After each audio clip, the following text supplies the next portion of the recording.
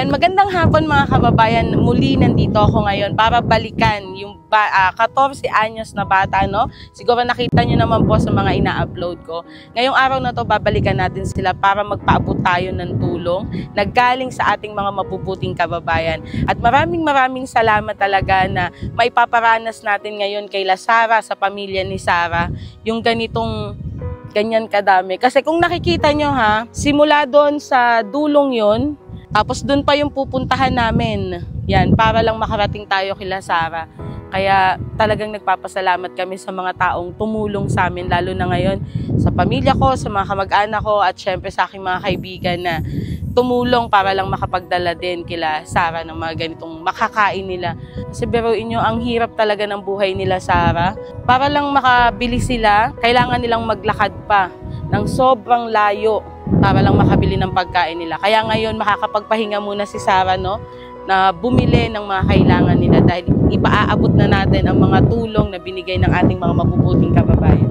Kaya muli maraming salamat po mga kababayan sa patuloy niyo pong pagsuporta kay Batya TV dahil nagagawa kong posible ang lahat ng imposible. Anybody can see all the changes in me by the look in my face.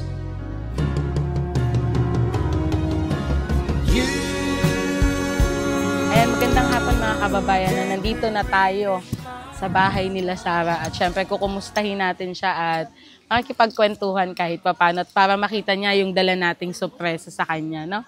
Tara.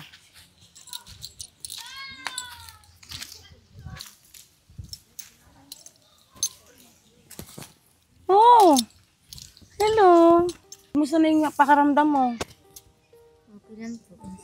Ay, lagyan muna kita nito ha, para para marinig nila yung mga sasabihin mo ha. Opo. Anong lulutuin mo?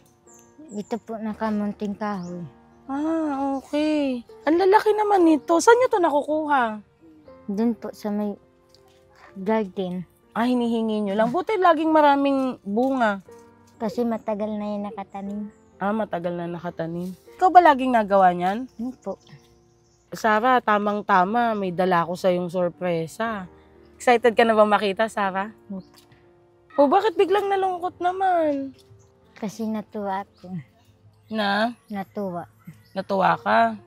Paano yung tubig nyo? Saan kayo nakuha? Doon po sa malayo, sa Burabod po. Mineral yon? Hindi po. Ano po? Parang nagtutubod lang pero malinis yun. Galing sa bundok. Bundok. Doon pa kayo nakuha ng pang-inumin. Opo. Yung panligo nyo saan? Sa ilog? Opo. Sa ilog? Sa ilog. Paano mo nalilinis yung sugat mo kung sa ilog ang tubig? Yung ilog dito, Sara? Wala, parang madumi kasi. Yung ilog dito, Sara, dito kayo naliligo? Opo. Ano, parang madumi. Minsan po sa iniigiban namin. Doon na kayo naliligo, diretso na. Minsan gusto mo isama ako doon para makita ko. Malayo ba? Malayo po. Malayo? Kaysa dito sa dinadaanan namin, mas malayo pa dyan? Mas malayo po. Masaya po. Na hindi ka na mahihirapan? Hindi na po mahihirapan. Salamat po sa tulong nila. At lalo sa'yo po. Sa akin? Opo. Dahil kung hindi sa'yo, wala po ang tulong. Hindi na po. Naawa pa ako kan mama. Nahihirapan siya palagi. Dahil apat kami na niya, tinatawid siya gutom.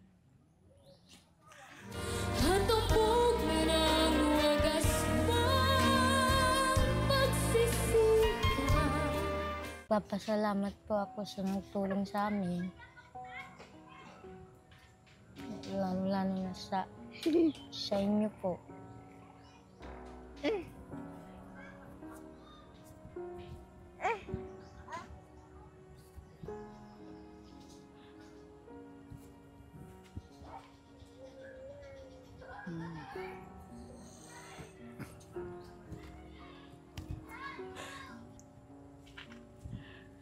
Dahil hindi na mahirapan yung mama ko sa paghanap ng pagkain namin.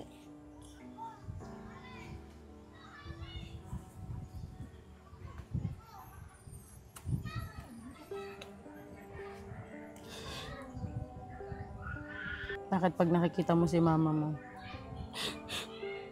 Lagi siyang pagod. Kakadiskarte ng pagkain nyo. Opo.